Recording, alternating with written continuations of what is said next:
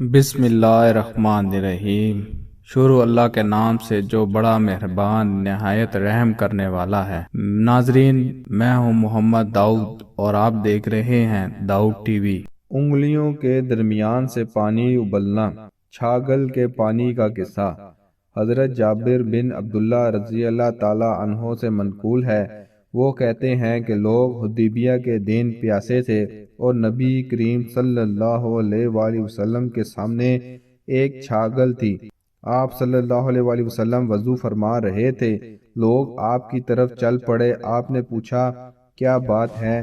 لوگوں نے کہا کہ ہمارے پاس پانی نہیں ہے کہ ہم وضو کر سکیں اور پی سکیں سوائے اس پانی کے جو آپ کے سامنے ہے۔ حضرت جابر رضی اللہ تعالیٰ عنہ کہتے ہیں تو نبی صلی اللہ علیہ وسلم نے اپنا ہاتھ چھاگل میں رکھ دیا، پھر کیا تھا، پانی آپ صلی اللہ علیہ وآلہ وسلم کی انگلیوں کے درمیان سے چشموں کی طرح ابلنے لگا۔ ہم سب نے پیا اور وضو کیا۔ حضرت سالم رضی اللہ تعالیٰ عنہ کہتے ہیں میں نے جابر رضی اللہ تعالیٰ عنہ سے پوچھا کہ آپ کتنے لوگ تھے؟ انہوں نے کہا ہم اگر 1,00,000 بھی ہوتے تو ہمارے لیے کافی ہوتا، لیکن ہم لوگ کل 1,500 افراد تھے۔ سبحان اللہ۔